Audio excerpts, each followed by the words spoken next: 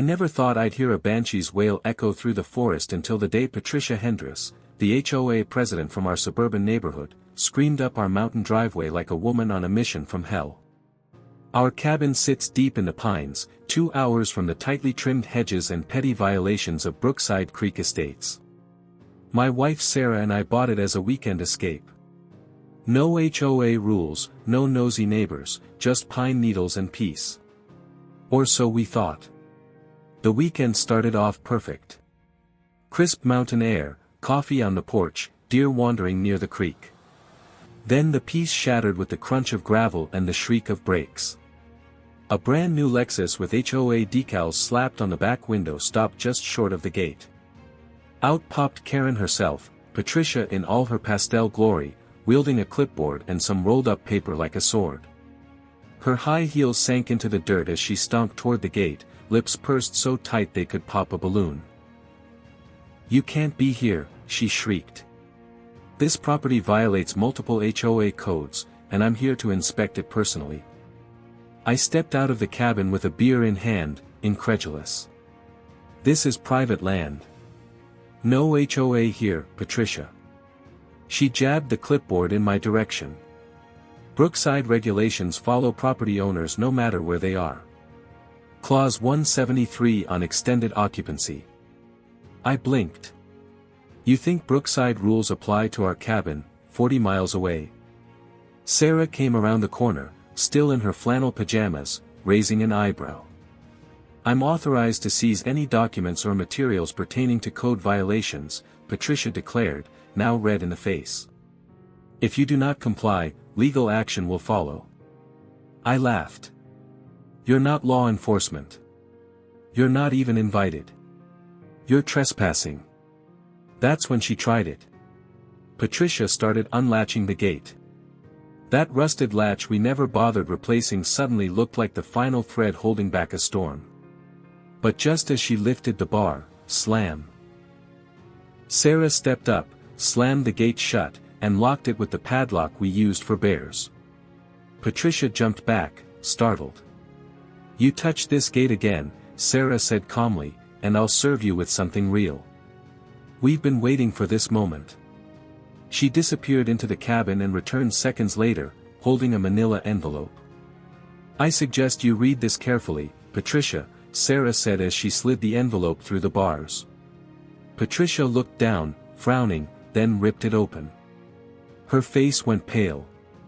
"What is this?" "A federal restraining order for harassment, signed by a judge last week." She staggered back, blinking, and that's when we knew. This weekend was about to get interesting. Patricia stared at the restraining order like it had personally insulted her. Her mouth opened and closed several times before any sound came out. This is outrageous. A federal judge? For me? On what grounds?" Sarah crossed her arms. "On the grounds that you've been stalking us, showing up unannounced, filing false complaints, and threatening our property over aesthetic violations. You followed us to the mountains, Patricia. That's not leadership. It's obsession."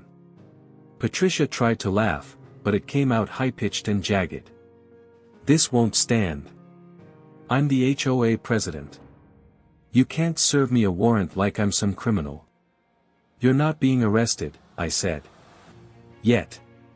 That paper just says stay off our property, stop filing fake citations, and stop harassing my wife." She took a step back, eyes darting to her Lexus. Then she whipped out her phone and started dialing. "I'm calling the sheriff. You're trying to intimidate me on record. You're threatening a public official." Sarah raised an eyebrow. "HOA president isn't public office, Karen. I am the elected representative of Brookside Creek." Patricia barked into the phone. "Sheriff's department?" "Yes, I need immediate assistance. I'm being blocked at a property where criminal activity is happening." I sighed and pulled out my own phone. "Hey, Deputy Lane," I said once the line connected. "Yeah, she's here, just like you predicted." Patricia froze. You know the sheriff personally?" she asked, already looking nervous. "We know everyone out here," Sarah said with a smile. "And Lane's been waiting to hear if you'd violate the order. Looks like you just did."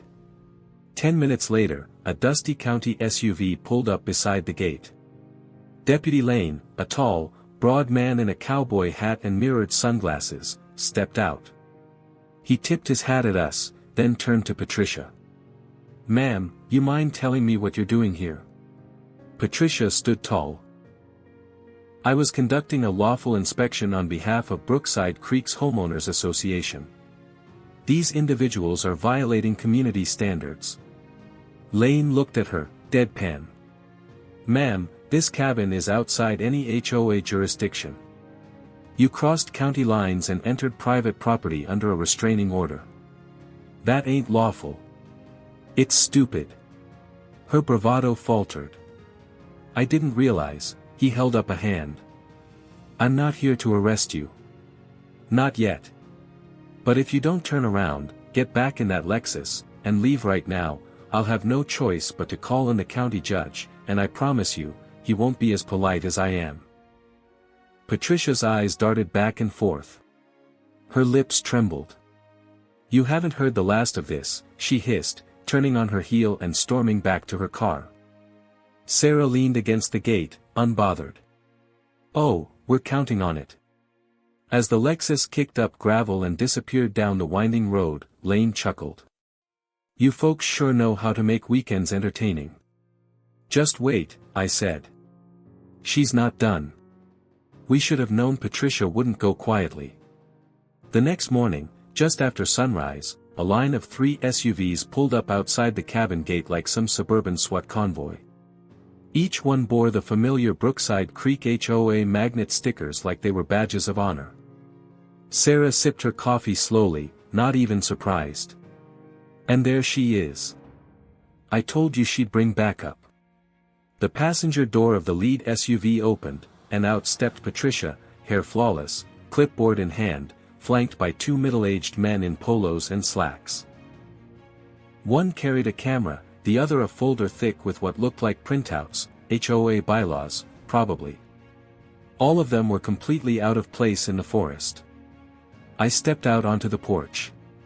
"You lost again, or are we filming a nature documentary about invasive species?" Patricia marched forward until she reached the locked gate. "We are here to execute a formal HOA investigation. This land has been illegally altered by non-approved constructions, and your presence here violates remote residency limits in Brookside codes." I nearly choked laughing. Remote residency limits? You made that up last night, didn't you? Sarah came out beside me, wearing boots, a flannel shirt, and an amused expression. "Also, Patricia, you do realize none of you have jurisdiction here, right?" The man with the folder cleared his throat. "Actually, under Clause 22C, if a homeowner builds a second residence without approval, this isn't Brookside," Sarah snapped. "This is Elk Hollow County. Different zoning, no HOA, no overlapping codes." Patricia ignored her. "We filed a special petition with Brookside's legal committee to expand influence over outlying properties that could negatively impact community image." "Let me guess," I said, "you're the one who wrote the petition. Signed it, too?" Patricia didn't answer. Instead, the man with the camera began snapping photos through the gate, our porch, our cabin, even our firewood pile. That's when Sarah had enough. She pulled out her phone again. "Lane. Yeah, it's us. She's back. And she brought friends. No, they haven't crossed the gate yet. But they're photographing the property without consent." Patricia's smile faltered as she realized who Sarah was calling.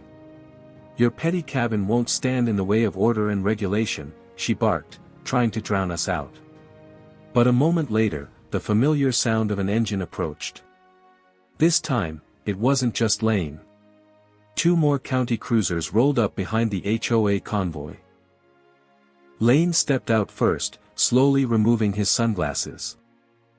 "Well, I'll be," he said. "You brought the whole PTA with you." What did I tell you about this, ma'am? Patricia stiffened. I'm well within my rights. Lane cut her off. No, ma'am. You're in contempt of a restraining order again, and now you're trespassing with witnesses, trying to enforce fake jurisdiction on private land. Sarah smirked and leaned toward me. Want to bet she's about to get cuffed? Patricia stood frozen as Lane walked slowly to the gate, hands resting on his belt. The camera guy lowered his lens. The man with the folder nervously cleared his throat. Nobody moved. Ma'am, Lane said, you were warned yesterday. This here's not just a misunderstanding anymore. You came back, brought reinforcements, ignored a court order, and you've got someone photographing private property through a locked gate. Patricia's voice trembled. But I have documentation. A community petition, signed by who? You and your brunch group. Lane stepped aside as the second deputy moved forward, already holding out a clipboard. Here's the official notice. You're now in violation of a restraining order, and the county's filing a trespassing charge. We've got the footage from yesterday and now from today. Sarah whistled low. That's 2 strikes, Karen. One more and you'll be doing community service scraping gum off sidewalks downtown. You can't arrest me for this, Patricia snapped, backing away. Not today. But you're being formally cited, and you'll need to show up in court in Elk Hollow County, Lane said, handing her the papers. And if you come back up here again while that restraining order is active, we will bring you in. You haven't heard the last of me, she hissed, snatching the papers and stomping toward her SUV. Hopefully, we have, Sarah muttered under her breath. The camera guy and folder man exchanged looks, then quietly followed Patricia back to the cars without another word. Within minutes, the entire HOA convoy had turned around and vanished into the trees, their tailpipes trailing dust. Lane tipped his hat toward us. I'll file the paperwork, but if she shows again, just give me a ring. Appreciate you, Lane, I said. Want to stay for coffee? Tempting, he said with a grin. But I better not. Don't want to get pulled into another HOA tribunal. We waved him off, and for the first time all weekend, the mountain was quiet again. Sarah exhaled and leaned on the porch rail.